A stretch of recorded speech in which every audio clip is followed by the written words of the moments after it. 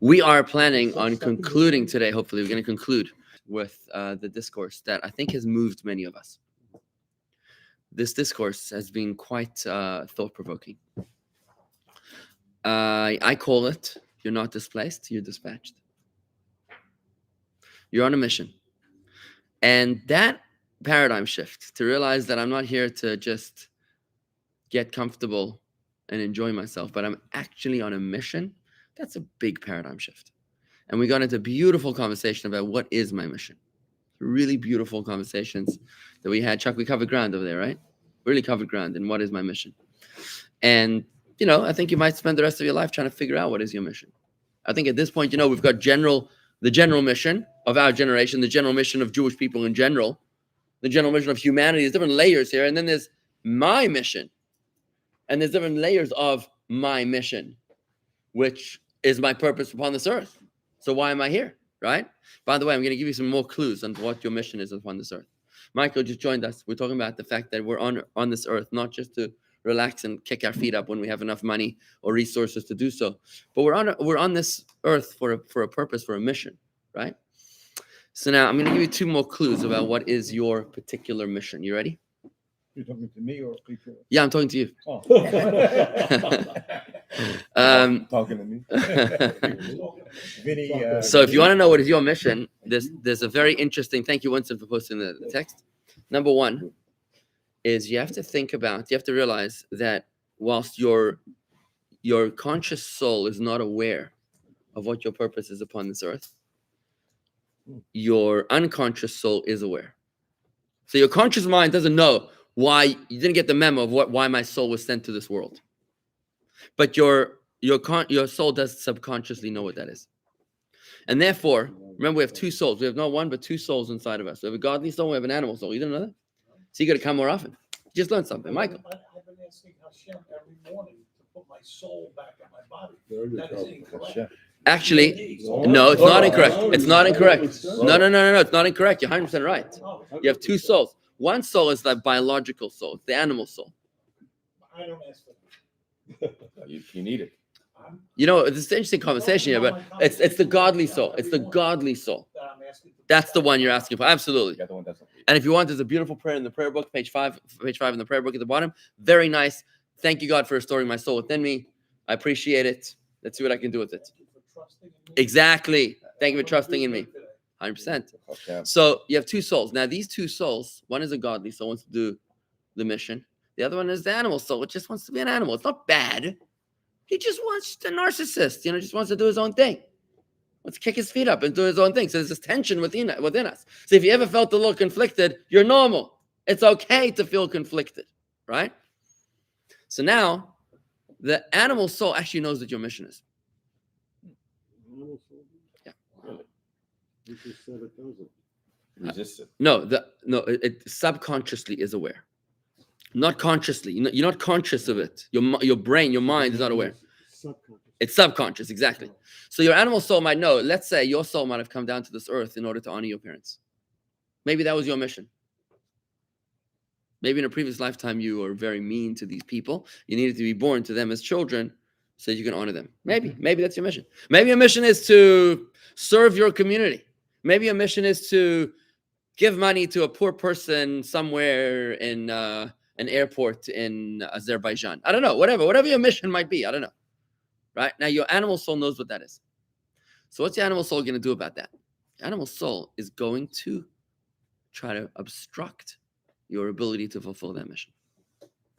So when you notice that something is difficult for you, that's a red flag. You said that animal soul wasn't bad. It sounded like it's bad to me. I know. No. Well, look, his job is to make it, to create a challenge for you. That's actually a divine mission. It's his job. God, the animal soul knows that his job is to challenge you, right? That he's serving God, but his job is to pull you away from serving God. It's an interesting conversation. Very good point there. It's necessary.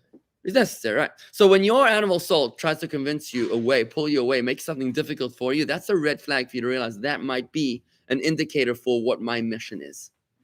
So, for example, if you notice that you have a very, very, very difficult time giving tzedakah, giving charity, because it just hurts like hell. For some people, they have no problem giving $18,000 to charity. No problem.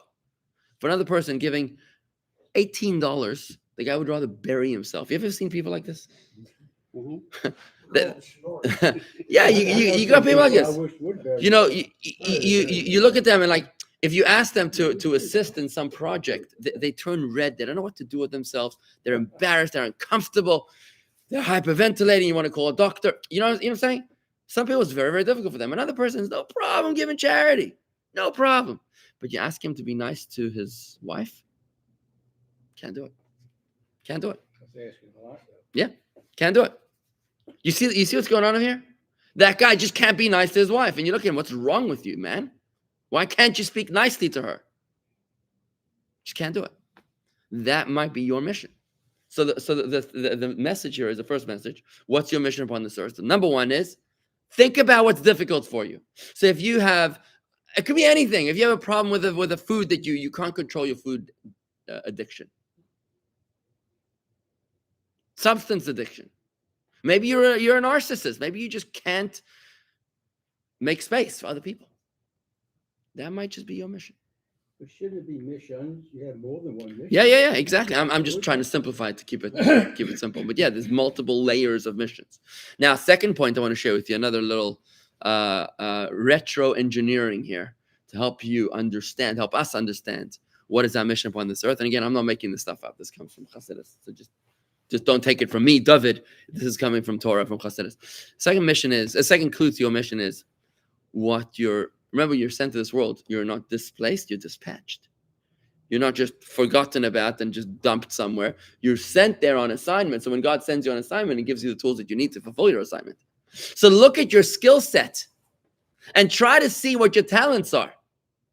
So if you figure out that you're really talented at getting things done, some people are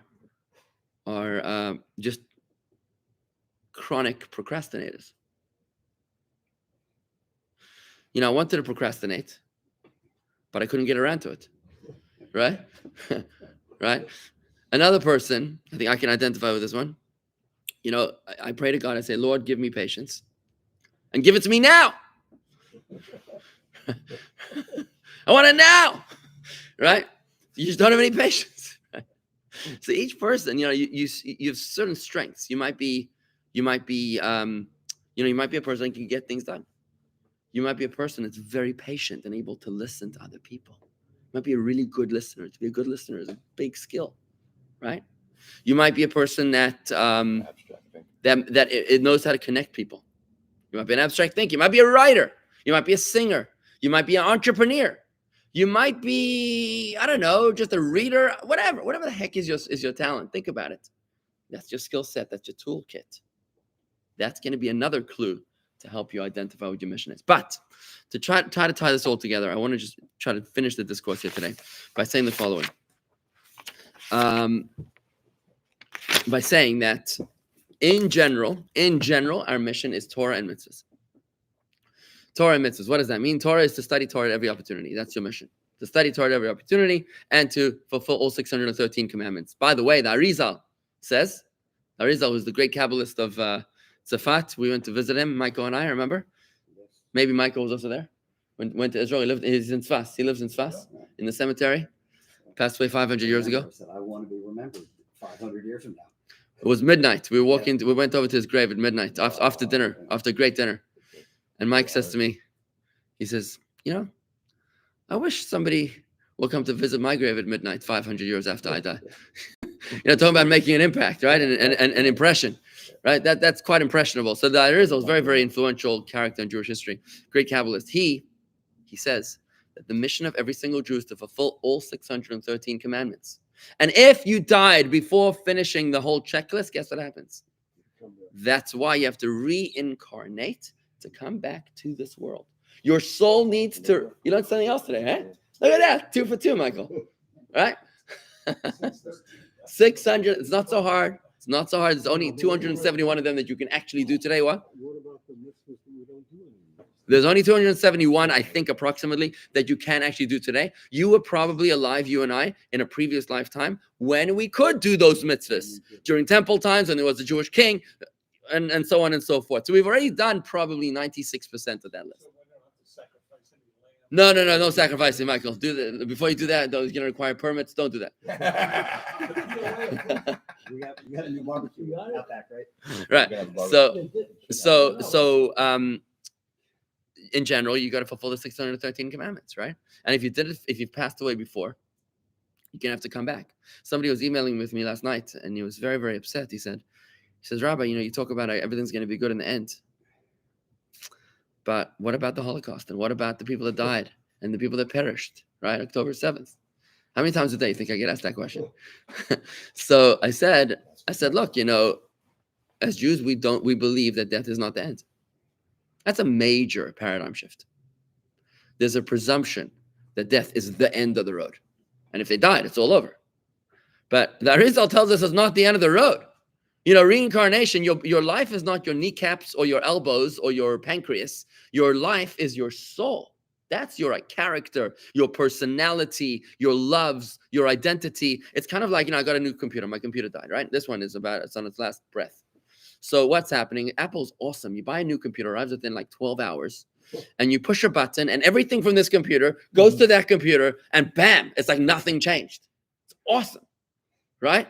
Everything. It's like the same exact computer. So you think I'm attached to the keyboard here, this space bar that's not working properly? I'm not attached to the keyboard. That's just a body. It's just a vehicle. It's a taxi. I go into the next computer, and now I got all my programs and writings and everything. It's all in the new computer, new body, same soul. Just like the Torah. You make a new Torah. The old one gets worn away. It's not kosher. You make a new Torah. Has that same power, the same energy, the same message, same content. Right. So don't get attached. The story doesn't change. Right. Exactly. So don't get attached to the physical component here, right? So I said to this guy, we reincarnate. Life does not end at death. The Hebrew word for life is plural. It's chaim. Chaim, right? Like l'chaim. L'chaim doesn't mean to life. It means to lives. That's what l'chaim means, to lives. Life is like bananas. They come in bunches. What? The lives of our souls. Lives. Not life of our souls, but to the lives of our soul. One soul, many lives. Right? One soul, many lives, right? So what's happening is if you don't finish your mission, your 613 commandments, you're going to come back and get it and do it again. But now the circumstances of your birth. Who's keeping track of the 613? There's a massive accounting department up there. There's a whole accounting, forensic accounting situation going on over there. You just get up there, you pull up your social security number, you just say your Hebrew name, and they pull you up. The whole report, right? Does that mean that we were Cohens in a previous life? Oh, now, maybe were you a Kohen? Were you a woman in the previous lifetime? Think about that. I read some of this is crazy stuff. This is really crazy stuff. That sometimes when a soul reincarnates in the opposite gender, if a female reincarnates in a male gender, that male will have female tendencies. What? That male will have female characteristics. No, did I say? I said the other way. I said if a female reincarnates as a male body, then that male will have female characteristics. So you're supporting transgender? I didn't say that. That's not I didn't say that. You're drawing conclusions. I just said that I feel for people that struggle with this. That's what I'm saying. I'm saying the struggle is real. That's what I'm saying. So Okay. Which I've never heard that explanation. Really? Before. Never. So Do you like it? overbearing mother. Yeah. What I'm saying is it's not made up. Right. I'm saying that these people have a real struggle. We know that. And what about the other way? Rabbi? Same thing. So Yeah. so Yeah. But you never answered my question. Oh, sorry, what? Does that mean we were Cohen? Not necessarily. No. Because you see, does that mean you were a king? Because there's certain mitzvahs only a king can do. There's only a few kings. You can't all be king, right? Because we're one organism. Each generation is one organism. So when there's Kohens, Levites, and Israelites, right? So the Israelites fulfill their mitzvahs through the Kohens. You're my proxy. Do you understand what I'm saying? So the Kohen is my proxy, my fellow Kohen, my fellow millionaire. We're all in this together. And I light Shabbos candles through my wife. My wife lays tefillin through me because we're one soul. So there's all these arrangements. The forensic accounting department up in heaven is not just one-dimensional. There's all sorts of overlaps and interconnectedness. There's sectionality. Oh, there you go, another one. So, so if the body dies and the soul comes back and in reincarnation, Yeah. then am I not the reincarnation of somebody else's soul? No, No, Because I'm. no. your soul stays. It's you. reincarnated into What's that? Hang on a second. If I got a new The computer, body is dead. How can it? hang on, I got a new computer, my right? body's not going to come back. What's your body? Your body's a taxi. Here, let me give you an example. Conduit. You get a new cell phone. Conduit, They take out the chip from the old cell phone. computer They metaphor. put it into a new cell phone. Right. That chip is your soul. It has all your information. So when you die, they're taking your soul and just putting it into a new cell phone. But it already has. But that's a new body. So what? That's not me. It's a rental. but the No. soul- But your you don't soul get is it. in that body. Your soul is in it. Says That's the body your goes back to the way DNA. it That's was. your program. That's another thing. I'll That's get that in a your second. software. No, I understand that. It's not the hardware. Don't connect it to your body. I want to tell you. Don't care about the hardware. You know what I'm The telling you? hardware is There's two ways to live your life. There's two ways to live your life. You can live your life in a way that you identify with your body. And there's a way and you can live your life identifying with your soul. The former is problematic. The latter is liberating. Watch this. If I identify with my body, if my whole life is about my money, my resources, my vacations, my cars. How many people do you know that identify by their car and their country club? Do you know anybody like this? Quite a few. Yeah, I'm driving my midlife crisis car. 400. Okay, so if you know people that identify by their car and their country club, this is who I am. I am Frenchman's Creek. I am Pebble Beach, right? And then you got people that my car, big deal. You know, I'm a thinker. I'm a doctor. I'm a healer. I'm a writer. You know, there are people that are. I'm a lover. These are people that identify with their, you know, with their soul, right? The cemetery, by the way, has two names in Hebrew. Two names in Hebrew with opposite meanings. One name of the cemetery is Beit HaKvarot, the house of graves, the house of death, like the end of the road. It's like the final stop. The house of graves. Another name of the same thing of the cemetery is Beit HaChayim, which means the house of lives. The house of lives. So the same thing has got two different names in the Holy Tongue. It's called the house of death and it's called the house of lives. How does that work? Depends. Beauty's in the eye of the beholder. Depends who's looking, right? If you're a person that came in that your whole life identified about your dinner reservations and about your how much money was in the bank, if that's who you were, then you hit the cemetery, man. This is the end of the road. It's the last stop. You don't go nowhere from here. But if you live your life higher, identifying yourself based upon your loves and your achievements and your divinity, your consciousness, that's your soul. Now you hit the cemetery. That's not the end of the road. That's actually launch pad. That's when the soul is freed from the body and it's able to really to soar. You with me, right? I heard Yeah. another definition. Depends upon who you marry. I think that's heavily codependent.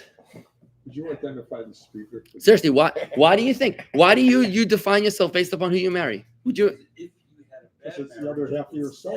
death. It's life. If it was a good marriage, it's death. You know, a guy comes to the rabbi and he asks him if he should marry a certain woman. So the rabbi says, "Yeah, I think you should marry her." Why, Rabbi? You sure that she's a nice person? So the rabbi says, "No, I'm not sure at all." But look at it this way: if she's a nice person, you'll have a happy marriage. And if she's mean, you'll become a philosopher. So I don't think you should define yourself based upon your spouse. Well, Really, I'm not saying that. I know this is a big statement. I know it's a big statement. It's a definition of death in life. Okay, but I just think that, you know, you cannot blame your circumstances on anybody else in your life. You have to take full responsibility, not your parents, not your zodiac sign, not your school that you went to, not your principal, your teachers, your uncle, right? You can't blame anybody else. You got to take full responsibility for who you are. You're born with half a soul, and then you meet your Soulmate. spouse, Yeah, okay, your soulmate. okay. Now you're a full soul. So what Steve says, although he may say it somewhat in jest, it's partially true. Your wife, your spouse, is the other half of your soul. So it's interconnected. It's definitely connected. Yeah. So But to a then you got certain multiple- extent. Okay, so what happens if the guy that sits next to you in shul is just a nudnik, a world-class nudnik? Then what happens? That's your animal soul. No, if the guy's a nudnik, then you figure it out. You just say, listen, nice to meet you. But, Have a nice day. yeah, you figure it out. Listen, this is codependency. So we're going to do a therapy session a little later. But for right now, I'm just saying that you have to take responsibility. I don't know how we got into this whole topic, but it's a good upbringing anyways. I'm just going to try to pull it back together. And I want to get back to your question. So we were asking, you were asking about computer chips. You were asking about my body. You were saying my body is not the same body. So he gave you a very good answer. Rob was saying it's the same chip in a different piece of hardware. So this is probably the last time you're going to see this Okay, computer. but it's not this hardware, it's another hardware. Yeah, who cares about the hardware? It's Tom Jones. Or maybe No. it's a fly. No, you are your personality. That's who Chuck is. Chuck is not Yeah, but this. Chuck is If you come tomorrow in a different doesn't shirt, exist. tell me if you I'm come dead. tomorrow, I died. you're not dead. No, the I body died. No, you didn't die. The body didn't die. died. The body doesn't The body, exist. the rental died. Correct. Right, Computer okay. died. The rental died. But what happened to Chuck? When your body goes to the cemetery, what happens to Chuck? The soul goes up. Not the soul. Chuck goes up. Not the body, the soul. Chuck is not the body. Who's on first? Who's We, on first? we need some alcohol, guys. We need some l'chaim. What? I don't give a All right. damn. Keep That's going. all I think of. Keep going. Your body has gone through I don't several know. changes when you were born to now. Yeah, right. Just like the computer, when you got it Yeah. 2 years ago, it was beautiful, you loved it. Now it's old and it needs to be replaced. The same thing with the body. The That's soul- right. Don't get too attached to the body, guys. Seriously, this is very important. Look, you have to protect your body. It's very important. You have to nurture your body. But remember, look, let me tell you something else. Let me just expand over here a second, okay? You know, Lady Gaga says, the great What do you know philosopher, what she said? she says, You listen I can to do her. whatever I want because I was born this way. That's what she said. The great American philosopher, right? She says that I can do whatever I want to my body because I was born this way. You know what Torah says? No, you can't. You're not allowed to cremate. You know why? You know? Because you're leasing this body. You're leasing this body. Imagine you go to BMW, you lease a BMW, and after 2 years, you give it back to them in an urn. Here, My son did that. that's gonna cost you, man. Where to go pick it up? What a- Burnt to a crisp. No, this is the actual urn. This is the actual BMW. Here, it's in this urn. That's gonna cost you, man. Yeah, they're not gonna take it very well, right? That's the reason Rambam says, Maimonides says, that's why you can't Normal wear and cremate. tear. It's normal wear and Yeah, tear. normal wear and tear. That's not normal wear and tear. Or just figure You can't that's destroy in- mail. That's where I'm going. Same thing as with tattoos. You can't do a tattoo.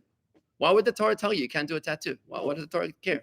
Where does it say you can't do it? Uchtovet ka'aka lo titnu b'vsachem. And writing of permanence you shall not inscribe upon your flesh. For Leviticus. Don't remember the exact verse, but you can Google it. So if you have a tattoo, you can't be buried. in Doesn't say That's a that. different conversation. That's a different That's a conversation. conversation. The answer to that is you can. You can't. Yeah. So Don't worry about your tramp stamp. one tattoo, one brands himself. Brands himself. Like a tattoo. No, because it's again, I leased a BMW, right? And I come back and I tattooed a BMW logo on the side door, right? And I give it back to BMW with the tattoo. Don't you love it? And they're like, no, we don't love it, actually. We don't love it at all. It's gonna cost $2,000. Well, 2,000. It's going to cost you, it's going to cost BMW. Remember, it's expensive. So I'm just saying that it's going to cost you. They don't like that. They don't want you to put tattoos in their vehicles. It's a lease. The body is just a lease. This is why you can't do an abortion unless it's a certain circumstances. This is why you can't commit suicide. Why can't I commit suicide? It's my life. I can do what the hell I want. Why is that a crime to kill himself? The answer is because this body is only leased. You can't destroy the lease. Who are you? You are your soul. That's who you are. You are your soul. So when you brand yourself, I know somebody who literally brands. Yeah. So when you brand, you're branding your soul. No, No. you just You're branding the body. So you, then what's the you, what next you're step? saying is that you're not respecting the lease agreement. Okay. You're not respecting the fact that God gave it to you. It's also You're holy. insulting God. That's what you're doing. What's the net effect? What's the conclusion? of that? The conclusion is you shouldn't do it in the first place. But if you already did it ex post facto, if you already did it and you regret it, then try to remove it. If you can't remove it, then that is what it is. What are you going to do? It's like the Holocaust tattoos. What are you going to do? They got the tattoo. So what? What's the getting to, if you ate So, soy for them. If you did teshuvah, finished. You did your best. You can't turn back time. That's why you can be buried in a Jewish cemetery. You can, because you did teshuvah. You just couldn't change the reality. That's all. The tattoo, the Holocaust tattoo, isn't that a different? Of course, it's a different Of thing. course. That's a And different- what about a guy who's cremated in the Holocaust? It's not his fault, right? So where I'm going with this is that so many things you can't do to your body because your body is a precious lease, priceless lease that God allowed you to use for X amount of years. Every lease is a different duration, right? And you got to treat it with respect. That's why you have to go to a doctor. That's why you have to make sure to heal yourself. That's why you have to make sure to eat properly. That's why you have to no suicide, no abortion, no cremation, no tattoos. Euthanasia, yeah. What else? There's some other implications of this, which I can't think of at this exact moment. People that Trey? become obese. Oh, by the way, plastic surgery, plastic surgery is not so simple. You can't do plastic surgery for vanity purposes, but you are allowed to do plastic surgery for necessary purposes. Sorry. A lot of women here in Florida got big problems. Well, it depends. About Some the- people about the say issue. that if your self-esteem is shattered Mm. because of that bump in your nose, then maybe it's necessary. You know what they call the nose job? You know what they call it? Rhino. Rhinoplasty. A rhino. You have to Rhino rub it is in not- like that. Mike, what was your question? Sorry. That's why rhinoceros, Rabbi. Sorry, lost him. Okay. Well, right about it. For example, oftentimes I'm outside, I see a tree, I get the urge. Does that mean I was a dog? Ooh. Okay. I think that might be beyond my pay grade. That one. Is your body like a trading? A borealist. Trading. Yeah, like a trading. Yeah, probably traded. You know, so the better you maintain your body, the more value you get. Well, we're supposed to go. I'm not sure about that. I do have to go, guys, but I'm going to just answer this question, Steve. Steve, I'm trying to answer your question. So we spoke about reincarnation. We said you have a mission in this world, 613 commandments. You keep on coming back. You keep on coming back in a different rental. You keep on coming back in a different rental. It's not that you died and someone else came back somehow. That makes my point. You come back in a different rental. Rental. Okay. Your body's a rental. Yeah. Your body's not you. It's holy. Your body's not you. This is going to require meditation, Chuck. I can see already. But I want to answer this question. Maimonides nevertheless does say that at the very end, fundamental, the 13th of the 13 fundamental principles of Jewish faith is the belief in the resurrection of the dead. That the actual body that we lived in will be reunited with the soul, with the coming of Mashiach. So our physical body. Which soul? Now, if you have several bodies, then Oh, well, all which of those body? bodies will come back. Which body? All Soul. of those Same bodies. soul. All of the bodies. And then what about All the blood? bodies. So you have All of the you bodies. got half a soul here. that you You'll be marry, there'll be you more get than one of divorced. me. It'll be a nice big happy family. So that I'm the reincarnation of myself. Correct. Yep. Correct. So I existed. Yes. And it'll be an interesting conversation, getting to know yourself. Thousands of years. Yeah. Like An old Why does soul, that bother Chuck. you? it doesn't bother me. Good. I'm trying to understand. Chuck, your outfit now, you're Chuck. You go home and you change into a suit. You still Chuck. Chuck. Did I answer your question? Right? No, I You're understand. just So I dressed differently. pre-exist. All right. That's the one that I don't. Okay. Oh, by the way, Resurrection. okay. There's an interesting point somebody's saying here about organ donation. Organ's asking. We all soulmates. Okay. So So confused. So there's a misconception about organ donation that you can't do organ donation because of resurrection. There's a misconception that you can't do organ donation because of resurrection and you won't be able to come back. If you're missing a part of your body, you won't be able to resurrect. Right? But what if he's still alive and does an organ donation to save his family member, a kidney, a part of his liver? Okay. Let me just I want to disagree with your premise. Organ donation is actually a lofty mitzvah. Mhm. It's a lofty mitzvah, and I encourage you to go to hod.org, halachicordondonor.org. Check it out. Halachic organ donation. You're not allowed to rip a heart out of a living person who only has a few hours to live. You can't do that. That's murder. That's murder. Or accelerate their You death. can't accelerate the death of of a prospective donor because it's somebody else's life. That's murder. Even if he has 5 minutes to live, that's murder. But body parts that are removed from the deceased after the deceased in order to give life to someone else, it's ultimate mitzvah. So you cannot have do not resuscitate. That's a different conversation. Do not resuscitate. You actually can. You can have do not resuscitate. You can. don't have to go to extraneous measures in order to sustain life. Donate when you're alive. You could donate a kidney, absolutely. If it's not going to, if Orthodox in New York organization. My friend just got They made a match between somebody who wanted to donate. to do Absolutely, it. you can do it. Just if you donate a heart, but Jan, if you donate a heart, you can't No, really, not the heart. you know. But if you donate a kidney, that's nice. I don't think you donate a liver though. Right, you probably die, right? Right, exactly. All right, folks, I got to bounce. Have a good day, everybody. See you later.